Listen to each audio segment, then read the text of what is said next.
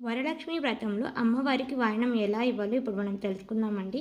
వరలక్ష్మి వ్రతం రోజు అమ్మవారికి వాయనం ఇవ్వడానికి ముందుగా ఒక పళ్ళెం అనేది సిద్ధం చేసుకొని, ఆ పళ్ళెంలో ఒక బ్లౌజ్ పీస్, చీర పెట్టలేకపోతే 2 బ్లౌజ్ పీసులు తీసుకొని, దాంట్లో 2 తమలపాకులండి, కాడ ఉన్న తమలపాకులు తీసుకొని, 2 పండ్లు, 2 ఎండు ఖర్జూరాలు, 2 ఒక్కలు, అలాగే పసుపు, కుంకుమ, పూలు, తోరణం తీసుకొని, ఆ తర్వాత ఇప్పుడు మనం గోరెంట్లాకు, నెయిల్ పాలిష్, దువ్వెన, అలాగే కాటుక ఇవన్నీ కంపల్సరీగా లేదండి, కానీ ఉంటే పెట్టవచ్చు.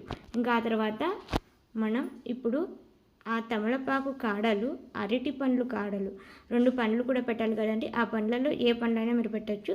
ఒకవేళ అరటి పండు పెట్టినట్లయితే అరటి పండు కాడలు, తమలపాకు కాడలు ఇచ్చేవారి వైపు ఉండాలి, తీసుకునే వారి వైపు చివరి భాగం ఉండాలండి. ఇంకా అమ్మవారికి మీరే వాయనం ఇస్తూ తీసుకున్నట్లు ఫస్ట్ పెట్టేటప్పుడు ఇస్తినమ్మ వాయనం, పుచ్చుకుంటున్నమ్మ వాయనం అని 3 సార్లు చెప్పి ఇవ్వాలండి. అమ్మవారికి ఇచ్చి అమ్మవారి దగ్గర పెట్టేసేయాలి. ఈ విధంగా వరలక్ష్మి వ్రతం రోజు అమ్మవారికి వాయనం అనేది ఇవ్వాలండి. ఇకపోతే గోరెంట్లకు కూడా పెట్టాలండి. ఇంకా ఆ తర్వాత అమ్మవారికి వాయనంలో పెట్టిన చీర ఎవరికి ఇవ్వద్దు. ఒకవేళ బ్లౌజ్ పీసులు పెట్టినా ఎవరికి ఇవ్వకూడదండి. చీర పెట్టినట్లయితే ఆ చీరను మీరు ఆ రోజు సాయంత్రమే కట్టుకోవచ్చు, లేకపోతే ఏ శుక్రవారం అయినా మీరు కట్టుకోవచ్చు అన్నమాట. ఇది గుర్తుపెట్టుకోండి.